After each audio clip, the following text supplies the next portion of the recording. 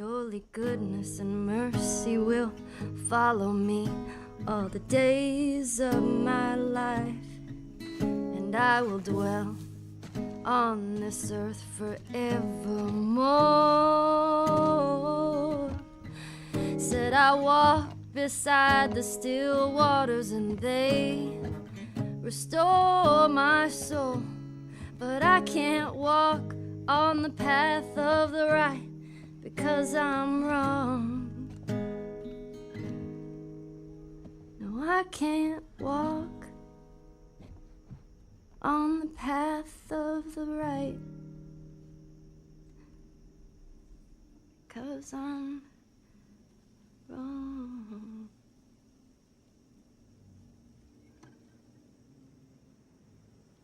What are you doing, kiddo?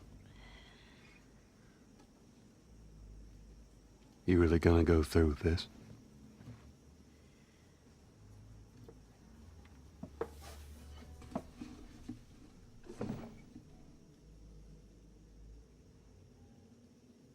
I'm gonna find, and I'm gonna kill every last one of them.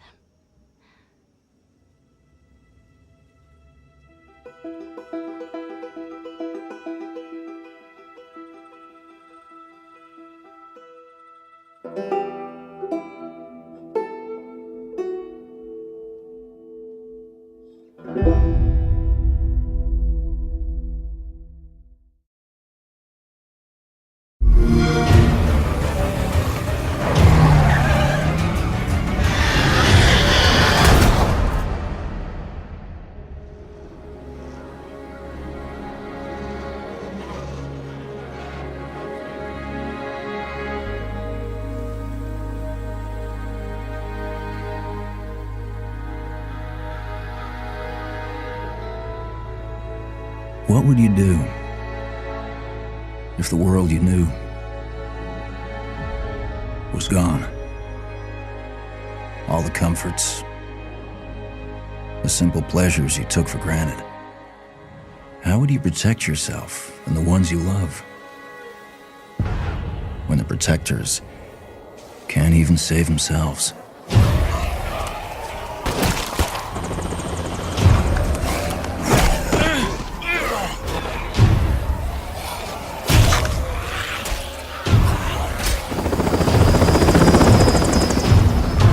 Army's pulling out. Come on.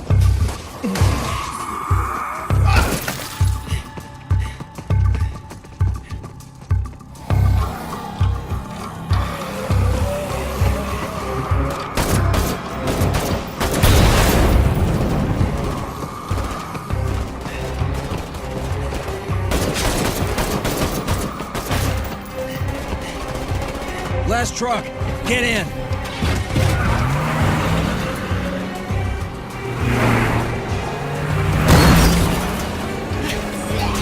Some of this?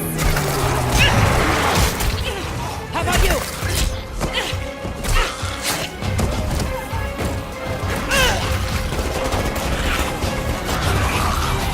How will you decide who belongs? Thanks. I owe you.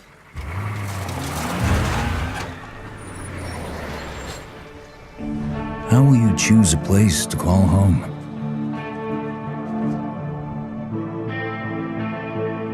How will you build it?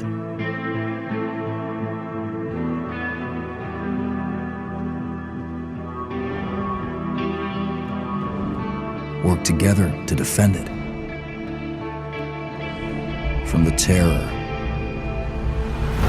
just outside the walls.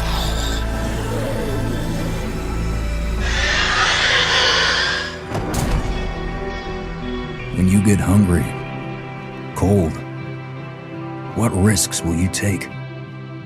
What mistakes will you make? When the only family you've got is about to tear itself apart, will you end a life? Wait. Or save it? Please. This is our only one, but we need everybody we've got.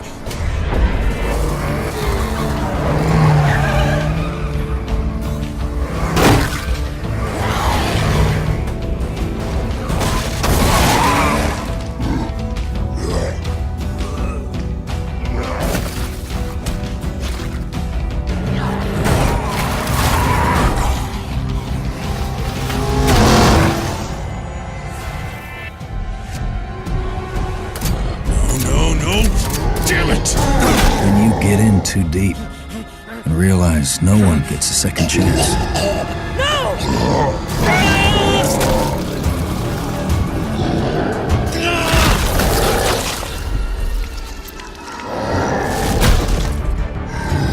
How will you find the strength to carry on?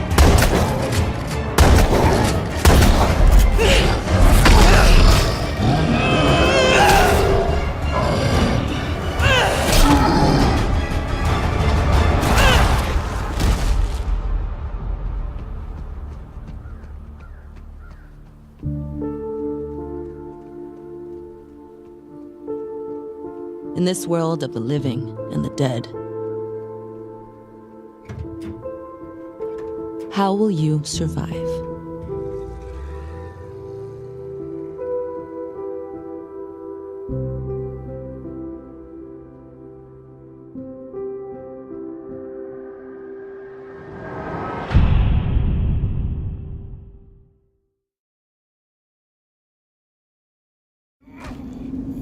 Hi, my name is David Goldfarb, and this is Project Wight. Project Wight is set in an alternate history of the early Viking era.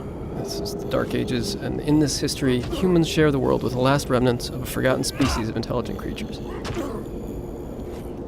Now, what's unique about our game is that you see the world through the eyes of these creatures. And at the moment, we have the point of view of a young creature, basically a child as it's searching for its parents. As you can see, these creatures move on all fours.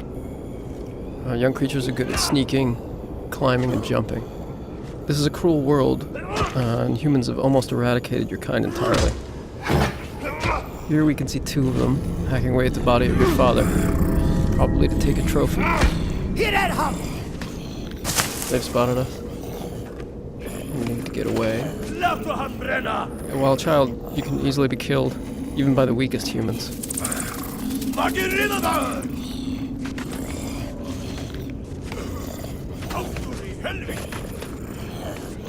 We're trapped on this bridge. Maybe there's an escape route.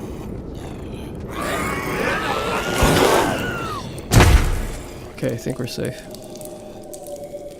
As you move around the caves and tunnels that these creatures inhabit, you'll see what humans have done to your kind over the years. Sneak to safety. Now, one of the things about being a young creature is that you can crawl into spaces that no human could follow.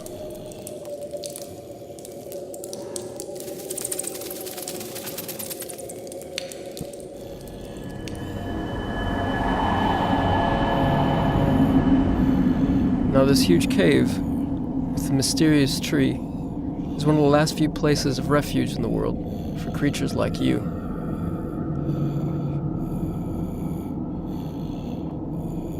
So that's the world through the eyes of a young creature, running away from even the weakest human. Now we're going to go forward in time and see the world through the eyes of a larger, more powerful adolescent creature, and see what they're capable of doing.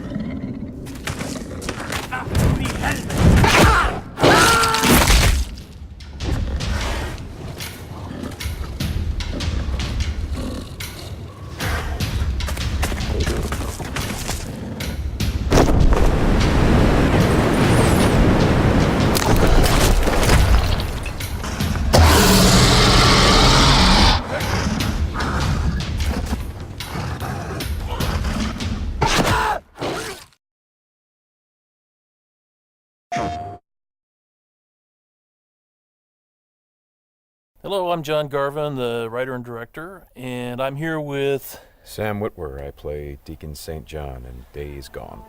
Yeah, and we're here to talk about the alternate path demo. So we did 2 demos for E3 this year. One you guys saw at the media showcase, and this one we showed behind closed doors on the floor at E3. And so for the first time, we're releasing it online so that everybody can kind of take a look at it. And I thought I'd just talk a little bit about, what the differences are, and just kind of just show you what we were trying to accomplish this year. Yeah, I mean, the most obvious difference so far is the last one was nighttime during the rain, and this is daytime during the snow. Yeah, and it's not just cosmetic, and I think that's one of the things we really wanted to emphasize, because this time we're showing sort of a day in the life of Deacon. You see he's on the drifter bike here. We wanted to show a little more of the bike riding, and how the weather can kind of impact that. So we have this drifting mechanic, right? You see him kind of slipping and sliding around a little Changes bit. the handling of the boat. That's really interesting. Now, there were wolves there last time, John, and these wolves would pursue you down this road, and then Deacon had to turn his back, shoot a wolf, and he got clotheslined right up there, didn't he? Yeah, exactly. So this time you see that he wasn't being chased by the wolves. That's a dynamic event that can just that can happen or not. It just depends on when you're playing the game. Interesting. And this time Deacon saw the ambush and he was able to avoid it. So he kind of comes up and around and behind them. So does weather impacts whether these creatures show up or not in daytime, nighttime, all that stuff? Yeah, absolutely. So especially the freakers, they come out.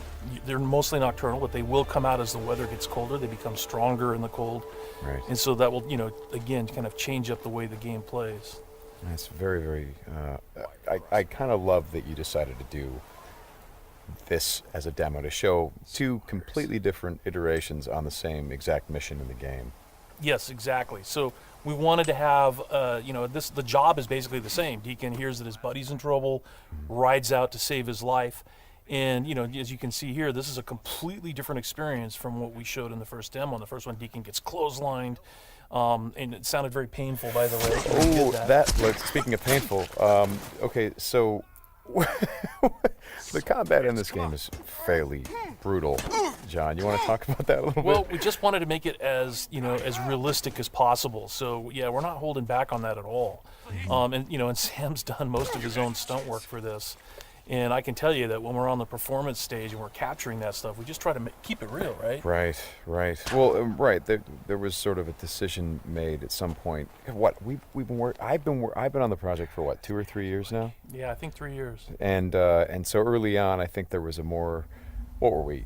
It was more Kurt Russell and sort of a two-fisted thing, and then it turned into, hey, let's take this quite seriously. And what that required is a lot more. Taking this combat stuff and showing the horror of the violence that happens and it were this type of circumstance to take place. I mean, realism, weirdly enough, is the thing we keep going back to when it comes to not just the stunts, but also the performance style. I think, it was very important that it doesn't seem like a bunch of actors, saying lines. It was all very incidental.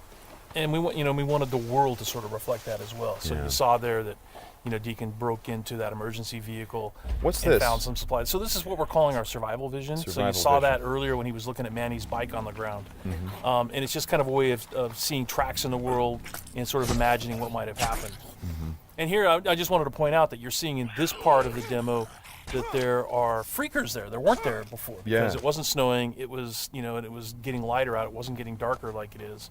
And so, it changes up the way you can play through the level. And what is this? We call this the meat wall. The meat wall. Yeah, and it's not just there, to make the guys who put them up to seem evil. They're there for a purpose because, again, freakers are living creatures. They eat. That's their primary thing. They want to eat. And so you hang these dead freakers up, and any freaker, rather than coming into their camp like you see here, they would actually stop and snack. Yeah, exactly. Yeah. And then the same thing with this freaker that they've hung upside down. Mm-hmm. There's a bear trap underneath it, and they use that because a freaker will come, be attracted to the meat, and then hit that trap. Interesting. Another thing you just saw, by the way, is that tin can. The tin can trap that you that's an alarm that the marauders will put up, and this is again some of the things that marauder camps just do. And you find these marauder camps throughout the world. You'll find traps like that, and then if you're careful and you're paying attention, you can avoid them. Because in the first demo, Deacon didn't avoid it, and he set off that alarm. Right. Now this is the same tactic that he used last time. Throws the rock to get someone to lure him over and have him step in the bear trap. But this one plays out a little bit differently than last time. One of the things that struck me, and we've talked about this obviously as we've shot, but there's an effort of the other marauders to get this guy to shut up, and he won't. Yeah, and so in the first demo, Deacon's heading on down the trail, and you can hear that happening behind him. Right. And this time we're showing what happened. So, he's watching everybody react to this poor guy trapped in the in that bear trap, and she just is like, shut up, and then just loses it and shoots the guy. Right. And of course, in the meantime, Deacon is crafting a Molotov and just takes them all out. Right. Oh boy, that's good. Ow. So again, it's like in the previous demo, Deacon would have gone off to the trail down to the right. This time he's going to head this way. He follows the tracks, and comes under Now- a sniper attack. Now, let me ask you something about the survival. Okay, there's a sniper attack coming, but the survival vision is, if you don't, say, upgrade your survival vision, can you miss clues? I mean, are there things that you would get if you upgraded your survival vision Yes. that would help you complete the mission better? Exactly. And you have to, we have a whole skill tree, and it's all tied to the experience that you can earn as you're just playing through the game, and then you can upgrade those things. What's happening here? We got a freaker tied to a tree. Yeah, so this is another type of trap that Marauders will set. They will set, they will basically chain freakers to the perimeter of their camps, and they use them as kind of an alarm system. And then that, you saw that Marauder there. He was just tormenting the poor freaker, and then so Deacon kind of takes advantage of that. Well, and you think for a moment that Deacon is the guy, he's sort of helping the freaker by, getting the guy that taunted him. Is like, no, and then he's going to take the freaker out right afterward. Exactly. And this is a bit of silent sniping using the crossbow. Yeah, so this whole sequence at the end plays out very differently. In the first demo, you saw Deacon use a swarm. He weaponized a swarm, lured them into the camp, and then they kind of did the work for him. There's no swarm in this run-through. Right. So the player really has to go in and use what we're calling our strategic sandbox combat, and that's just, stealth mechanics and setting and using traps. Whole arsenal of weapons. You see there's a variety of weapons that Deacon's going to use through this, including the crossbow. He crafts his own bolts. And he's got to figure out how to get up to Manny, just using his combat skills instead of doing it strategically. So straighten me out. Those bonfires, were those there in the previous demo? No, they weren't. Right. So that's another big difference. Is that if you come here during the day, it's like in the media showcase demo, there was like kind of a fight club thing going on. Right. They were punching each other, and everybody was just sort of getting into it. Nobody's really paying attention to what's going on. Yeah. And now it's getting dark and it's cold out. So they've built these bonfires. So. And again, it's not just a cosmetic change in the way the... Well, it's cold, right? Yeah, it's because it's cold. They have to build some... So it changes the way the Marauders behave in the level.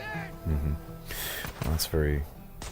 Again, this is part of the reason why I love that you did this as a demo, because the behavior of all of these things, not just the freakers, but the Marauders, everything, there's a logic to it. You can track why they're doing the things that they're doing. And you can use it to your advantage in the gameplay. That's kind of what I like about this so much. And that's really what we wanted to showcase this year, is that it's an open world game, and everything you see around here. And again, we're only playing this two different ways. You saw that waterfall way up there off in the distance. There's a bridge that goes in front of that. If you had a sniper rifle and enough ammunition, you could have driven your bike all the way up there. There's trails that go all the way up there. And you could have used your sniper rifle to take out this entire camp, because it would have taken them a while to figure out where the shots were coming from and to get to you. So, that's a different way to play it. There's another way to play it, by the way, where you could have just stealthed in through the entire camp if you had the skills to do it. And you could have just taken everybody out silently, or almost everybody.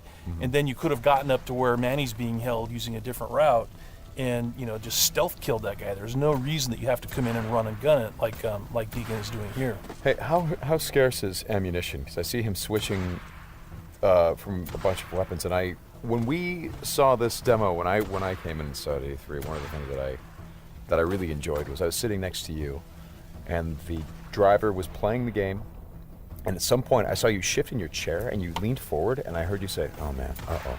And I'm like, "Whoa, what's going on?" He's like, "He's going to get killed." I'm like, "Whoa, oh!" And I leaned forward. I was like, "Oh, I guess there's some real danger." And one of the things was that he was running out of ammunition, and he was trying to go pick up ammo from the dead.